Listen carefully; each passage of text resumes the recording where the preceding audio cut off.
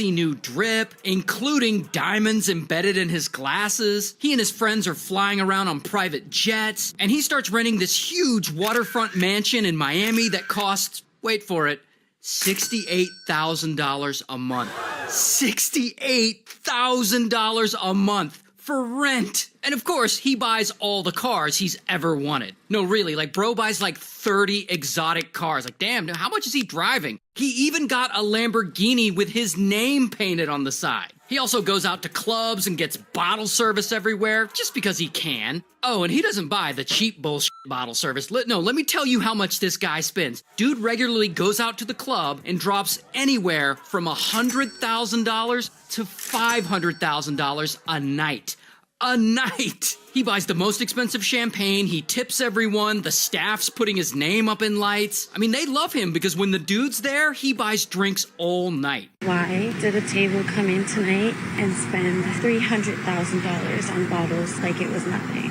And he always tips the staff well with money and alcohol. He even tipped me $2,000. When I tell you the amount of bottles he sent me that I took home, brand new, everything sealed. And of course, Malone doesn't forget about the ladies. I mean, he's got to try and buy their love too. I mean, he'll buy a $50,000 Birkin, which is like a purse. He'll buy $50,000 purses and go to the club and just hand them out to pretty women like, hey, this is for you. I guess he's hoping they'll smash with him. I mean, some of the women later made TikToks about it. He comes towards me and he's like, I got this for you. Guys, I can't even make this up when I say that I just woke up to a Birkin in my bedroom because a man gave it to me in the club last night. But I guess poor Malone ends up learning the hard way that not everyone can be bought, because at one point he tries to buy a pink Lamborghini Urus for some woman supposedly they had dated before, and so he buys it and he texts her a picture of it at 2 a.m. I got you a present. We'll call it an early birthday gift, a thank you gift. I appreciate you so much. I'm taken, once again. I don't care. I'm not gonna lie, for some reason, I love that she rejected him so hard, like something very satisfying about it. Anyway, despite that one L he took, he is still absurdly wealthy now. I mean, he has the house and the cars he wants, and everyone at the club loves him. Bro is just living the dream. Until... Okay, real quick, there's one person in the story I forgot to introduce, so let's rewind. So Malone and his bros have just stolen $230 million worth of Bitcoin. Bro, I'm gonna spaz out. Do you know how much money that is? And they make it really hard to track by splitting it into different accounts and blah blah blah boring crypto stuff. And at some point during all this, a guy gets a notification on his phone. This guy, Zach XBT. So Zach XBT gets an alert on his phone because I guess he gets an alert every time there's a larger than average crypto transaction on the blockchain. Now, who is Zach XBT? Well, Zach is a bit of a crypto enthusiast himself, and he's kind of a big deal on Twitter. 740,000 followers.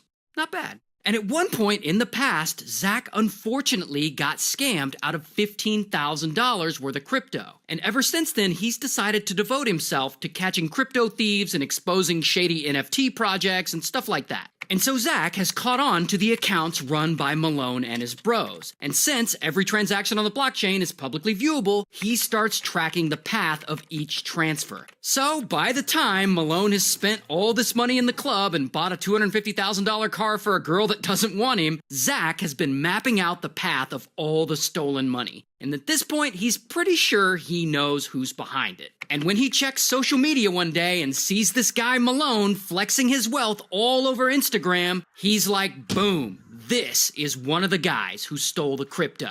Now, remember that screen recording of the chat I said would be important later? Well, one of the guys in Malone's friend group, and I don't know if he was snitching or what, but he actually sends that recording to Zach. And of course, it's audio of them celebrating stealing all that money. Bro, I'm gonna spaz out. Do you know how much money that is? Not only that, the screen has information on it that identifies Malone and his bros. So this becomes very important evidence. And anyway, Zach XBT gets sent this information, and I imagine he's like, sweet! And so he collects all of it and he sends it over to the FBI. And the FBI, they start investigating. And only a month after the heist first took place, boom, federal agents swoop in and they raid Malone's home. And bam, they arrest him. And this is actual footage of him being arrested. And also, here's his mugshot. And they also arrest one of Malone's friends who was involved, but I couldn't find his mugshot anywhere. And one of Malone's other friends who was involved hasn't been charged as of yet, so maybe he flipped on the others? I don't know. Regardless, Malone is charged with conspiracy to steal and launder over $230 million in crypto, and he faces up to 20 years in prison. However, he hasn't been found guilty as he hasn't been to trial yet, so all of this is Alleged. I'll keep you updated.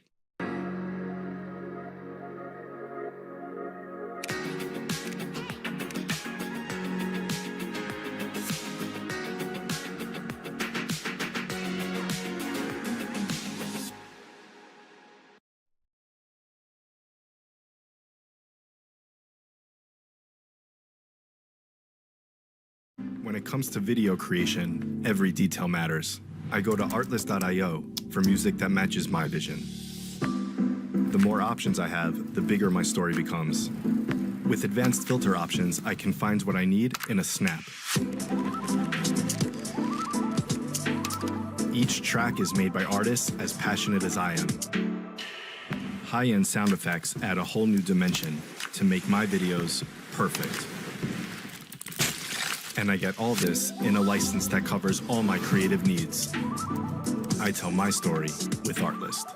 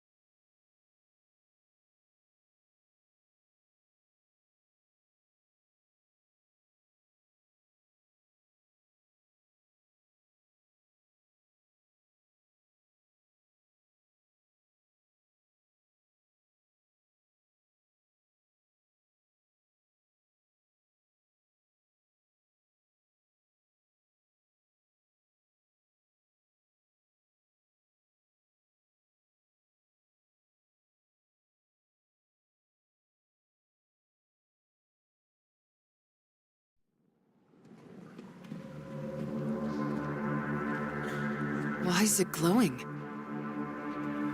No clue, but I noticed it when setting up camp.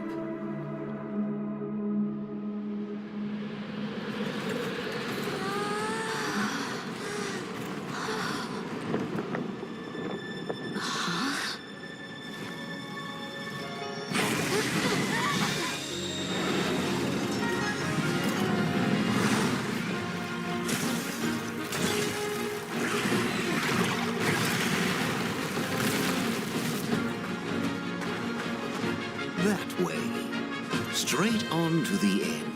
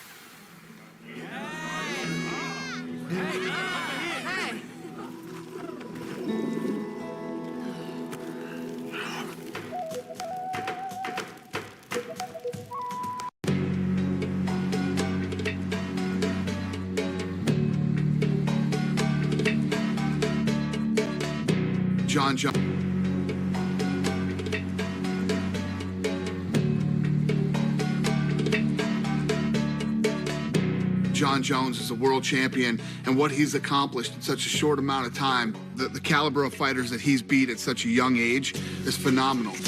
Oh, right when my day was going so well. How's it going, man? Hey, good, buddy. It's going good. Nice to see you, man. Having a good show. UFC 151, Dan Henderson blew his knee out a week before the fight. I called all the guys in line to fight Jon Jones next, and every one of them turned the fight down. Chael Sonnen accepted the fight, but Jon Jones refused to fight Chael Sonnen on 8 days' notice. When this season's over, they will fight. As far as knowing and hanging out and being around Jon Jones, I haven't spent a lot of time with him. I'll probably get to know him throughout this series. But I won't ever make a mistake. We're going to fight. He's got what I want. I want what he's got. That creates a fight. It was difficult for me to fight Rashad because I got to know the guy. Fortunately for me, I don't really like Chael Sonnen, so I think that's going to be a lot easier. I like that look, How's man. it going, Dave? I like it. Yeah, I'll mix it up. Here, nice and tight. Yeah. Chael Sonnen said a lot of things about Jon Jones, and Jon took him personal. So there's a lot of animosity between these two.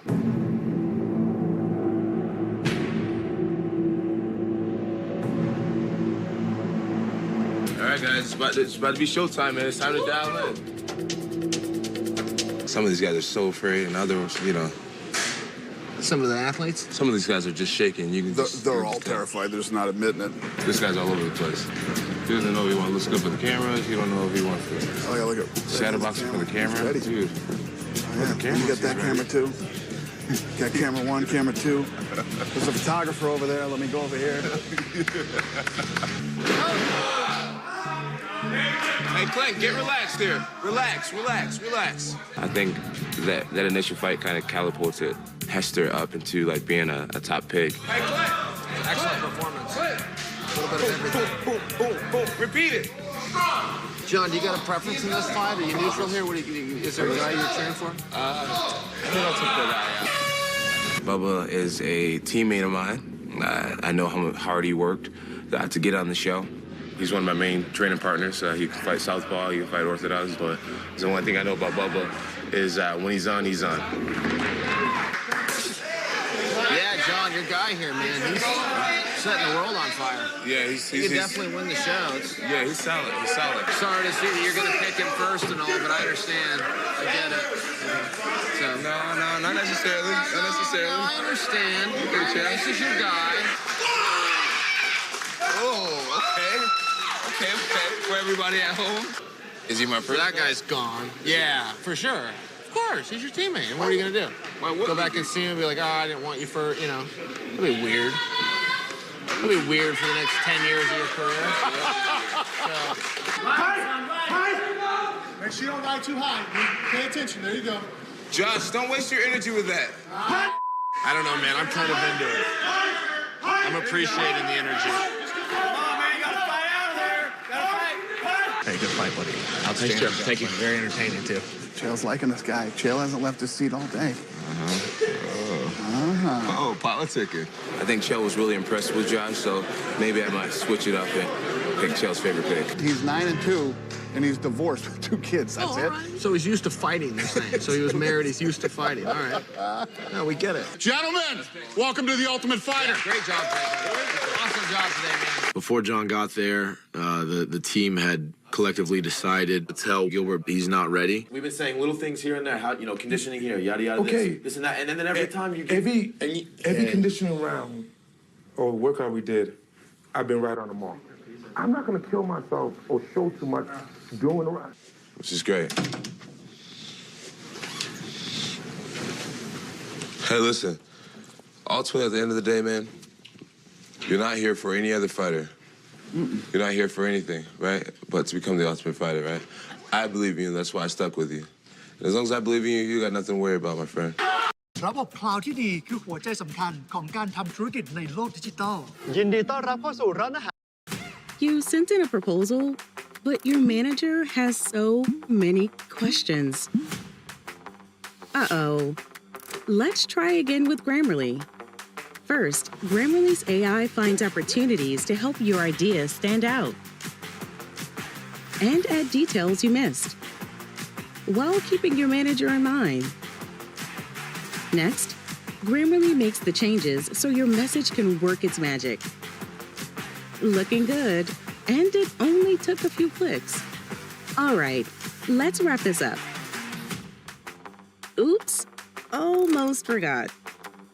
And sent. You did it. One promotion coming up. Write what you need, get what you want. Download Grammarly today.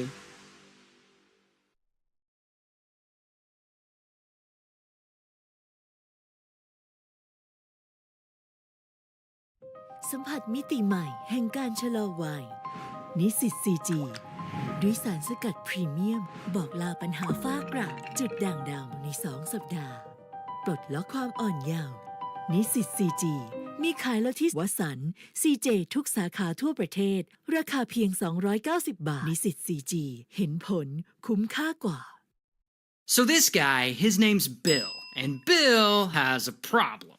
He's kind of a pervert. He's a weird guy. And one day, Bill goes online and he starts trolling in chat rooms. And Bill is 56, and he ends up chatting with someone much younger than him. This kid, who we'll call 13, because he's 13. Now, Bill doesn't tell 13 that he's a 56-year-old man. He pretends he's much younger. He's essentially catfishing this kid. Regardless, Bill and 13, they chat for a while and they hit it off, and Bill starts flirting with him, and eventually Bill sends him photos. Inappropriate photos.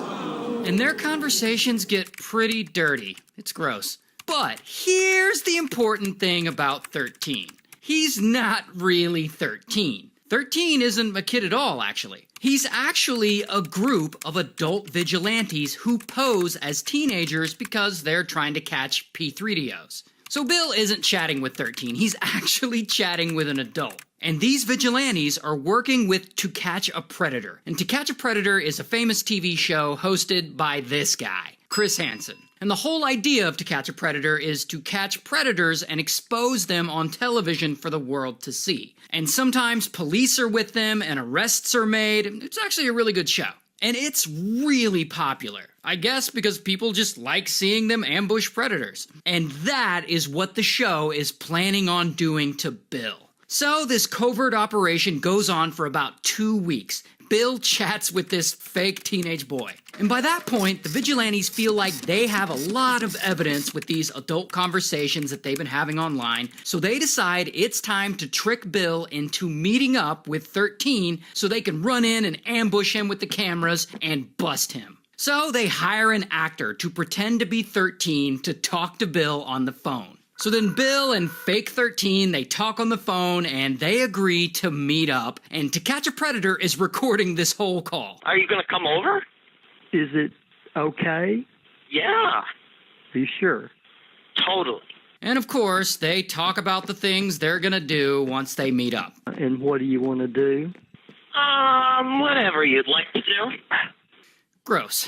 And so Bill agrees to come over and meet. But, strangely, when the time comes, Bill never shows up. And so the undercover crew, they keep trying to get him to meet, but from there, Bill just kind of disappears. Like he suddenly stops answering his phone and responding to messages, and they can't figure out why. Now, here's the thing about Bill. Bill isn't just some regular old pervert. Bill is actually the assistant district attorney for the county. So he's a prosecutor. In fact, he's been a prosecutor for more than 20 years, suggesting that he's probably prosecuted a few predators in court himself. So, being an assistant district attorney, he's kind of a high-profile guy, locally, which makes this ambush a big deal. And when Chris Hansen and the undercover crew discover that he's an assistant district attorney, they know this is going to be really good TV. And that this episode is going to be huge. And they busted other predators in the area, but nothing like this. However, Bill still isn't showing up, and he's still not answering his phone. And this throws a monkey wrench into their whole operation. Because if he doesn't agree to meet up, then Chris and the crew, they can't run out and ambush him with the camera like they planned. So they decide they can't just let this opportunity go. They have to take a different approach. And so then Chris, he hits up the local police and he tells them what's going on. And he asks them to get search and arrest warrants for Bill. Because the plan is, when police go to Bill's house to arrest him, Chris and the To Catch a Predator crew will be there with the cameras to capture the whole thing. Anyway, so the police agree to help, and they work through the night to get everything in order, and by morning time, they have what they need. So they all head over to Bill's house, because they're about to arrest him. And by the way, Bill has no idea any of this is going on. Now, at Bill's house, Chris Hansen and the rest of the TV crew, they're already over there. They're waiting outside, and they're kind of being low-key, like hiding behind trees and stuff. Like, they don't want to alert Bill. But I don't think they're doing a very good job of being low-key. Regardless, police get there, and an officer goes to the door and he knocks, but no answer. However, one of the officers can see inside through a window, and he can see that a TV and a computer are on. So clearly Bill is home, he's just not answering his door. So then police decide they're gonna have to force their way in, and the SWAT team shows up, and they all head around back to a sliding glass door, and they break the lock. Then the whole SWAT team files inside, and they start sweeping the house. And they finally spot Bill standing there. And Bill, he's got a pew-pew in his hand. And he apparently knows exactly why they're there. Because as soon as he sees them, he steps back inside another room and he yells, "I'm not gonna hurt anyone!" But then he puts the pew-pew up to his temple and he pulls the trigger, unaliving himself. And from there, the story blows up, and it hits the news, and it gets national attention. Everyone's talking about this, and people start heavily criticizing the show, accusing them of being too focused on TV ratings, when instead they should be focused on justice. But despite all that attention, the episode about Bill still airs, and it seems like the show is just gonna go on as normal. Until 9 months later, the district attorney's office announces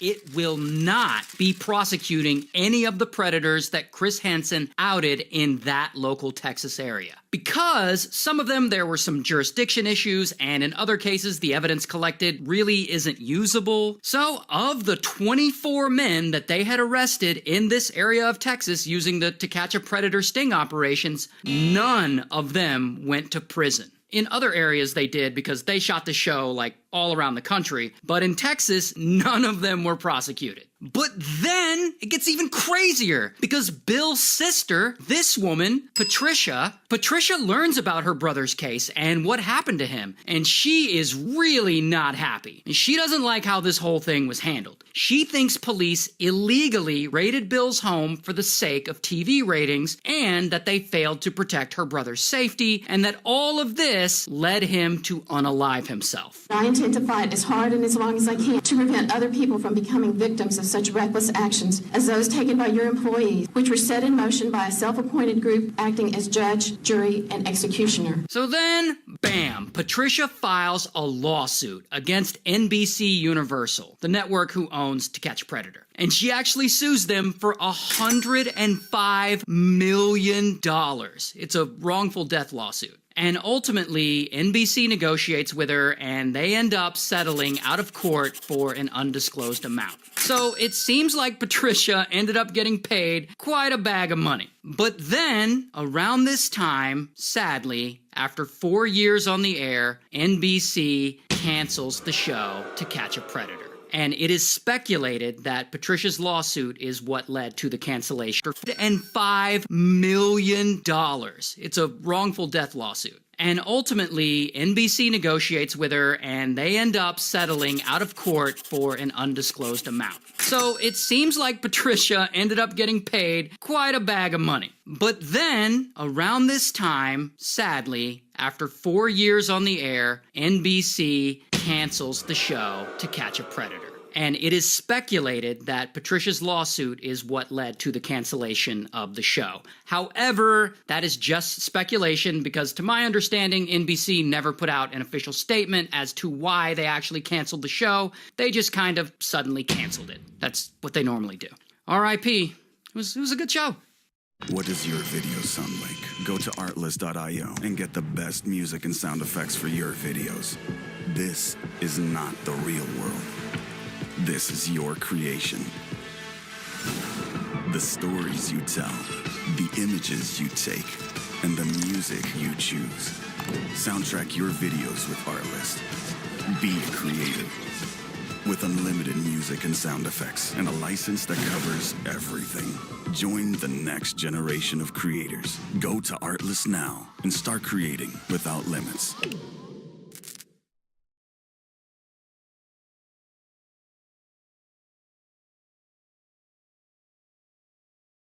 กรุงเทพประกันชีวิตเชื่อว่าความใส่ใจมีได้มากกว่าในเล่มกรมธรรม์สวัสดีครับแม่ไปหาหมอกันเราจึงมีบริการเสริมนอกกรมธรรม์รถรับส่งไปกลับโรงพยาบาลเสร็จงานแล้วไปรับนะแม่กายภาพบำบัดที่บ้านและบริการดูแลผู้ป่วยที่บ้านบริการเสริมนอกกรมธรรม์จากกรุงเทพประกันชีวิตที่คิดจากความใส่ใจกรุงเทพประกันชีวิตเชื่อมั่นในพลังของความใส่ใจ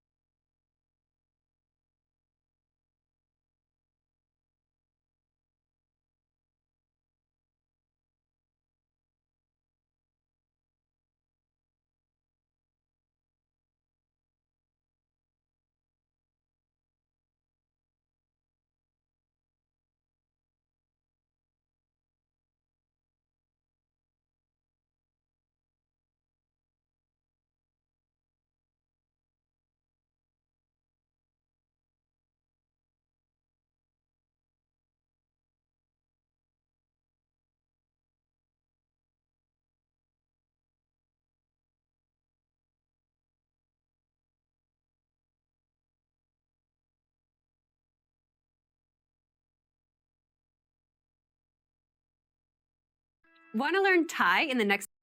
So one day, this 55-year-old man is in a grocery store parking lot when suddenly, bang, he gets shot. He's unalived. The next day, bang, a guy is shot while he's mowing the lawn. Then, bang, a cab driver is shot while pumping gas. Then, bang, a woman at a post office is shot. Then, bang, another woman at a gas station. And then later that night, bang, an older man who's just walking along on the sidewalk. Now, after all these random shootings, the police chief of Montgomery County, Maryland, this guy, Moose is like, well, these shootings, they gotta be connected. But unfortunately, police, they have no real leads. And then the next day, bang, another woman is shot while she's loading bags into her car. Luckily, this woman survives. And Moose and the rest of the police are like, what the fuck?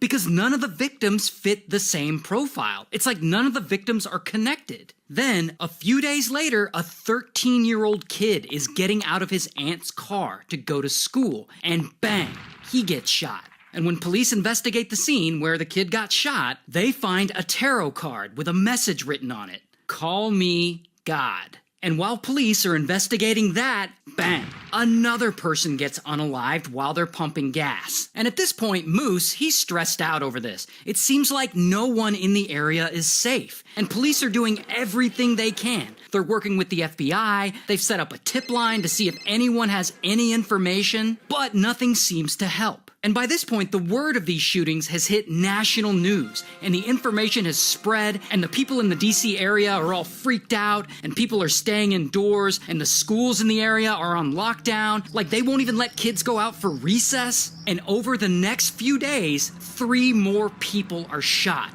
Bang, bang, bang. And only one of them survives. However, this time, police are able to recover the bullet from inside that survivor's chest, which confirms all the shootings are connected to the same firearm, meaning they were done by the same person. They also find a ransom note in the woods near one of the shootings. And in this note, this mysterious shooter is referring to himself as some kind of god, once again. And he's now demanding $10 million, or he'll keep unaliving people. Then, a few days later, bang, the shooter unalives a bus driver about to start his shift. So the shootings haven't stopped, and it doesn't look like this guy is ever gonna get caught.